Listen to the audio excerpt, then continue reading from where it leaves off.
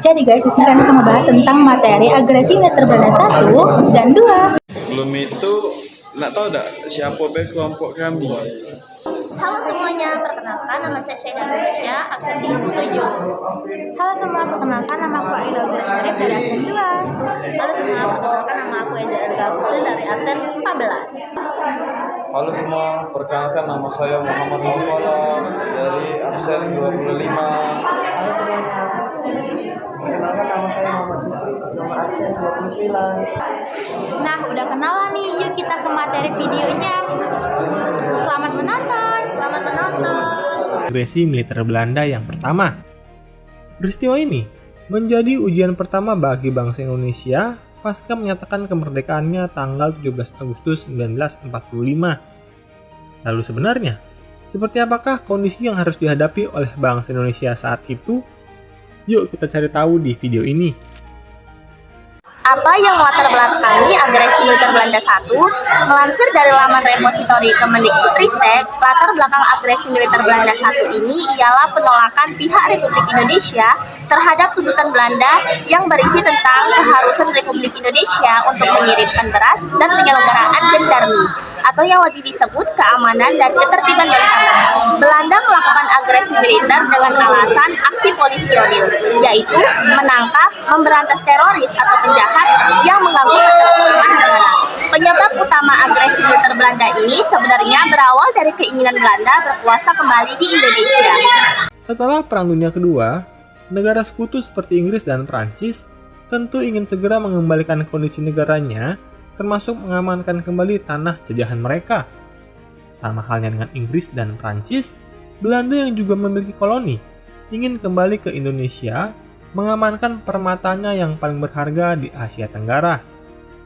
Sayang, kondisi ini tidak semudah yang dibayangkan ketika mereka dikejutkan bahwa mantan koloninya ini sudah menjadi negara merdeka dan siap mempertahankan status kemerdekaannya.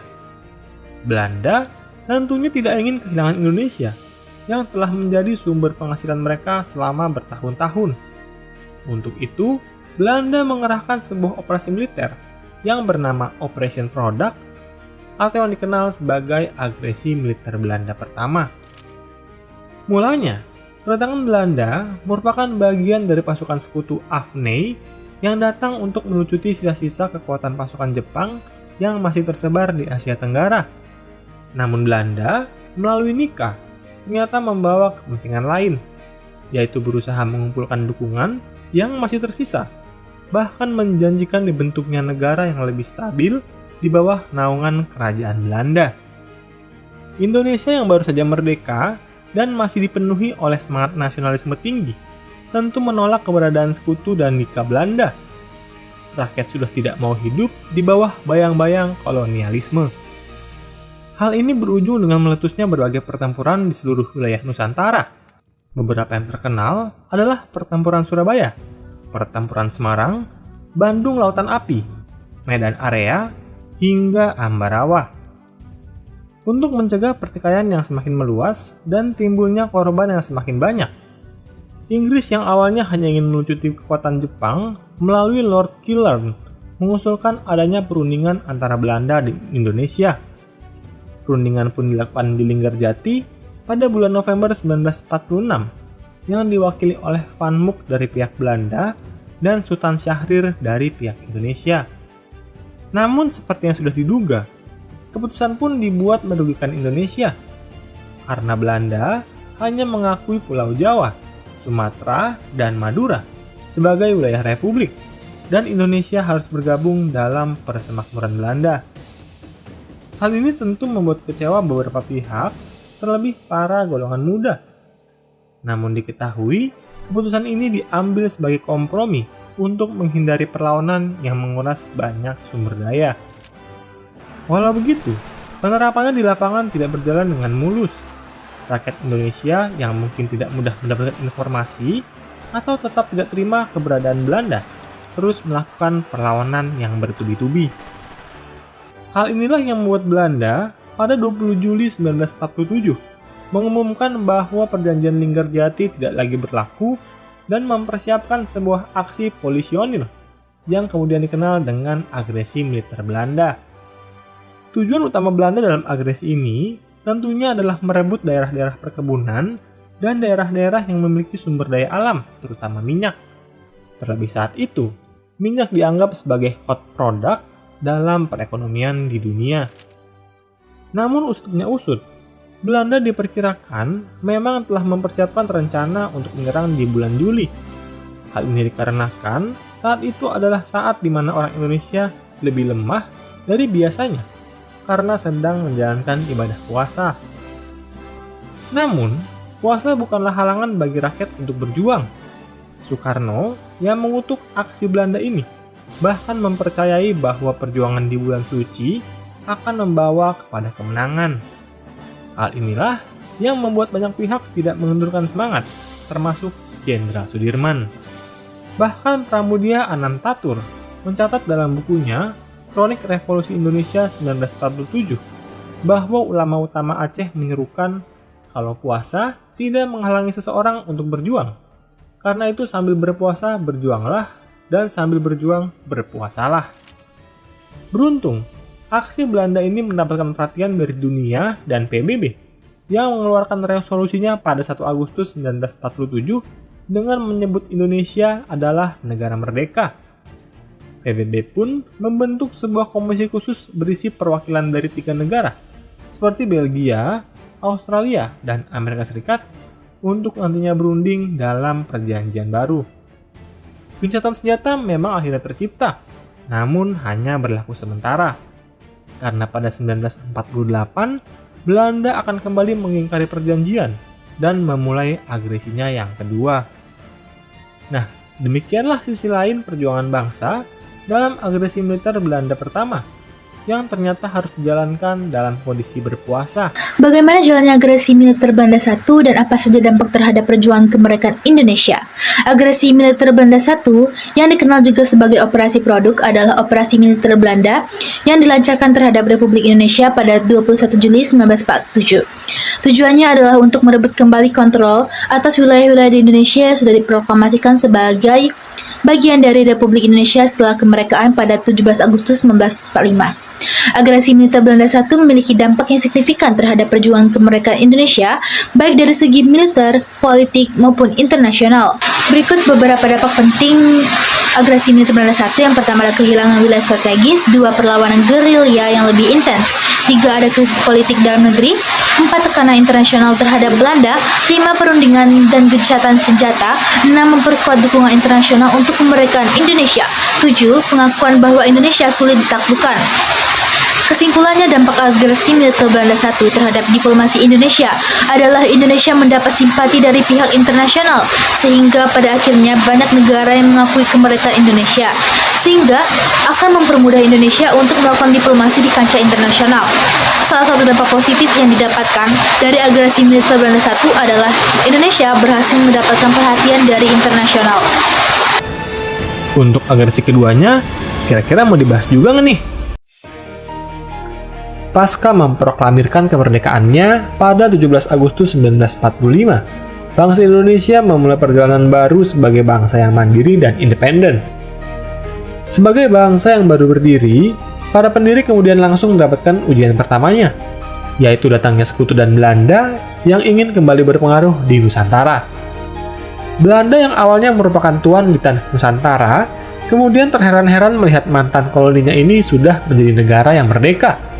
Untuk itu, mereka melancarkan sebuah operasi militer bernama Operation Product, atau yang dikenal dengan agresi militer Belanda pertama, untuk merebut kembali setidaknya wilayah-wilayah penting dengan sumber daya yang sangat melimpah. Apa yang melatar belakangi agresi militer Belanda II? Latar belakang agresi militer II adalah pelaksanaan hasil perundingan Revel yang mengalami kemacetan mencukupi beragam faktor yang meliputi kekalahan Jepang, keinginan politik dan ekonomi Belanda, serta ketidakpuasan terhadap perjanjian yang telah ada. Agresi militer II adalah diawali dari pendaratan pasukan Belanda di Pangkalan Udara Mangovo pada 19 Desember 1948 yang diikuti oleh masuknya Belanda ke Yogyakarta. Singkat cerita, sesuai dengan pembahasan di video agresi militer Belanda sebelumnya, PBB berhasil memaksa gencatan senjata dan membentuk Komite Tiga Negara untuk membantu menyelesaikan konflik di antara Indonesia dan Belanda. Namun, yang terjadi malah sebaliknya. Belanda malah semakin merugikan Indonesia setelah Gubernur Jenderal Van Mook menetapkan garis Van Mook yang mengurangi wilayah Republik hanya 1/3 Pulau Jawa dan sebagian besar wilayah Sumatera. Bagaimana jalannya agresi militer Belanda kedua? Belanda melakukan serangan udara mendadak ke pangkalan udara Maguwo. Belanda berhasil menguasai Yogyakarta setelah pangkalan udara Maguwo lumpuh. Belanda menangkap Presiden Soekarno, wakilnya Muhammad Hatta, Sultan Syahrir, Agus Salim, Muhammad Rem, dan A.G. Prigodinho. Para tokoh tersebut diterbangkan ke tempat pengasingan di Pulau Sumatera dan Pulau Bangka. Agresi militer kedua terjadi karena Belanda tidak puas dengan hasil perjanjian Renville. Perjanjian ini merupakan hasil perundingan antara Indonesia dan di USS Renville milik Amerika Serikat dan berakhir pada 7 Mei 1949 dengan ditandatanganinya perjanjian Royen. Hal ini tentu menjadi masalah bagi pihak Republik. Selain wilayah yang berkurang, pihak Republik juga kehilangan akses jalur persenjataan, pakaian, hingga makanan yang langsung diblokade oleh Belanda untuk melemahkan Indonesia. Tentunya keputusan sepihak ini tidak dapat diterima oleh pihak militer yang terus melakukan perlawanan hingga akhirnya sebuah pertemuan untuk membahas masalah ini dilangsungkan di atas kapal USS Renville pada tanggal 8 Desember 1947 hingga 17 Januari 1948. Dalam perundingan ini, Indonesia yang diwakili oleh Perdana Menteri Amir Syarifuddin dengan terpaksa menerima tuntutan yang diberikan. Hasil dari perundingan ini menyatakan bahwa Belanda hanya mengakui Jawa Tengah, Yogyakarta, dan Sumatera sebagai wilayah Republik. Ditetapkannya garis Van Mook atau demarkasi yang membatasi wilayah Republik dan Belanda, serta perintah penarikan TNI dari wilayah Jabar dan Jatim ke wilayah Republik yang diakui Belanda. Kembali, hal ini dengan sangat terpaksa dilakukan oleh pihak Republik agar perjuangan tetap bisa dilakukan sambil mengumpulkan dukungan internasional. Bisa dibayangin ya guys, gimana pusingnya para pendiri bangsa ini. Penarikan TNI dari wilayah kependudukan kemudian memaksa banyak pasukan Republik yang masih tersebar di Pulau Jawa harus melakukan long march ke wilayah Republik yang salah satunya dilakukan oleh Divisi Siliwangi. Hal ini tentu saja tidak bisa diterima oleh beberapa pihak yang terus mempertahankan posisinya dan terus memberikan perlawanan. Salah satunya adalah apa yang dilakukan oleh Kartosuwiryo yang kemudian mendirikan negara Islam Indonesia di wilayah Jawa Barat.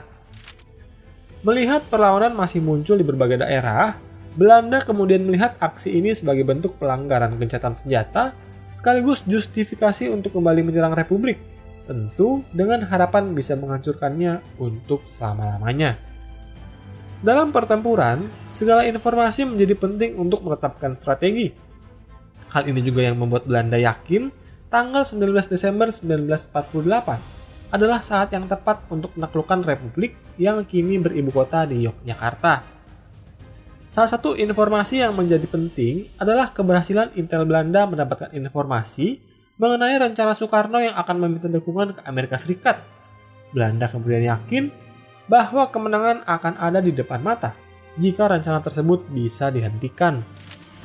19 Desember 1948, jam 4.30 pagi, Belanda kemudian mengirimkan 900 pasukan penerjun dan mengebom pangkalan udara Maguwo serta pusat radio yang langsung melumpuhkan akses udara dan komunikasi.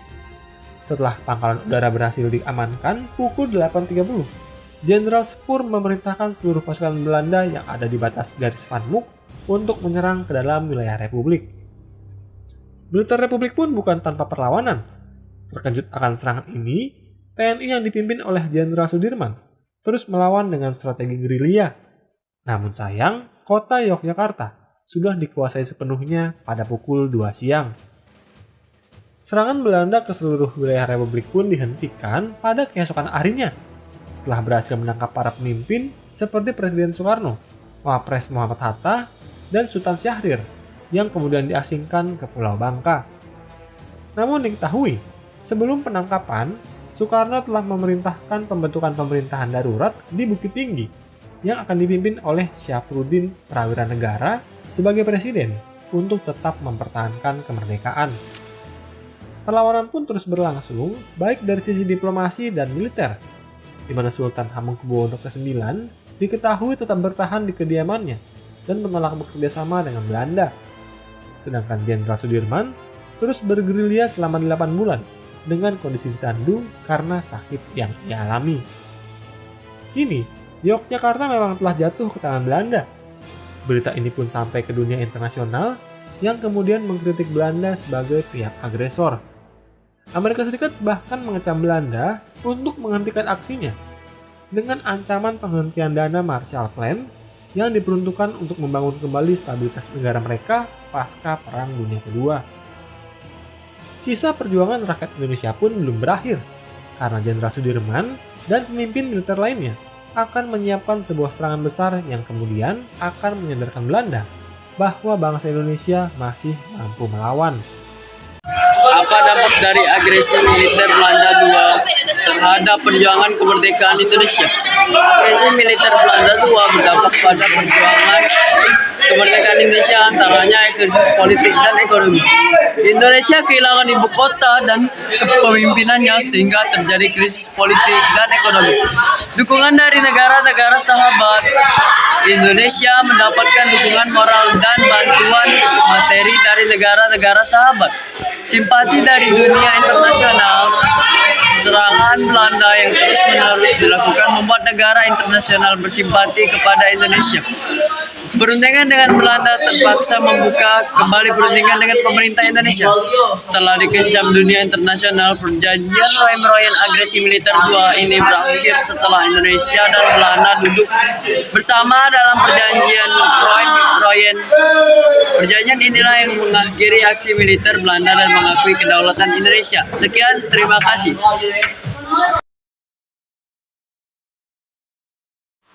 Agresi militer Belanda I pada 20 Juli 1947 melalui Letnan Gubernur Jenderal Hubertus van Mook mengumumkan bahwa Belanda tidak terikat lagi terhadap perjanjian Linggarjati. Dan keesokan harinya 21 Juli 1947 pukul 00 WIB, Belanda melakukan aksi agresi militer.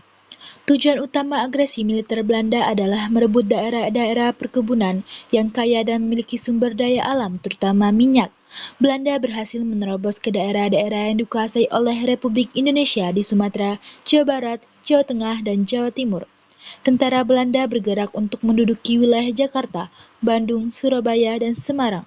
Yogyakarta menjadi salah satu daerah yang menjadi sasaran utama Belanda dalam agresi militer Belanda I. Kota ini diserang dari udara dan menimbulkan korban tidak berdosa dari kalangan rakyat.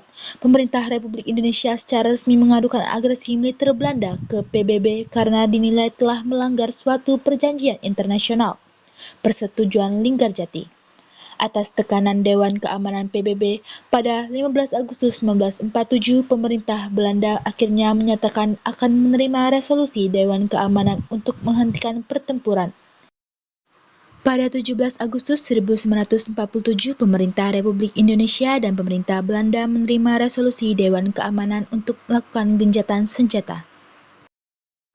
Adapun agresi militer Belanda II. Agresi militer Belanda II atau Operasi Gagak merupakan peristiwa penyerbuan secara militer yang dilakukan oleh pasukan militer Belanda terhadap wilayah Republik Indonesia dan ibu kota Yogyakarta. Pagi hari tanggal 19 Desember 1948, Wakil Tinggi Mahkota Dr.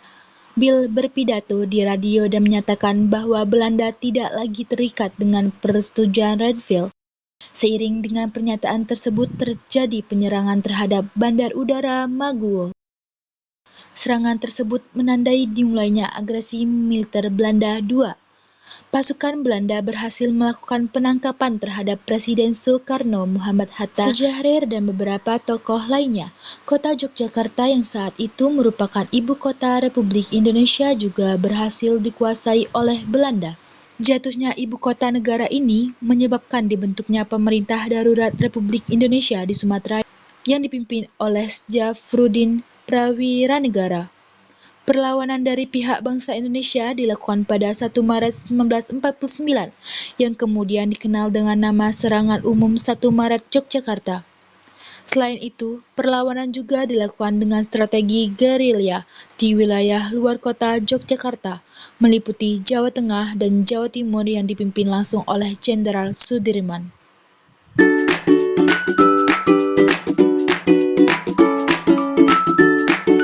Perkenalkan nama-nama kelompok dan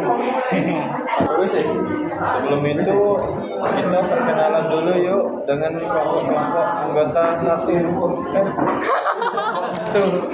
Sebelumnya perkenalkan dahulu nama-nama dari kelompok kami. Kita ketawa Cah. Jangan ketawa Cah. Bagus lah yang itu loh. Sebelum itu perkenalkan dahulu nama-nama kelompok dari kami.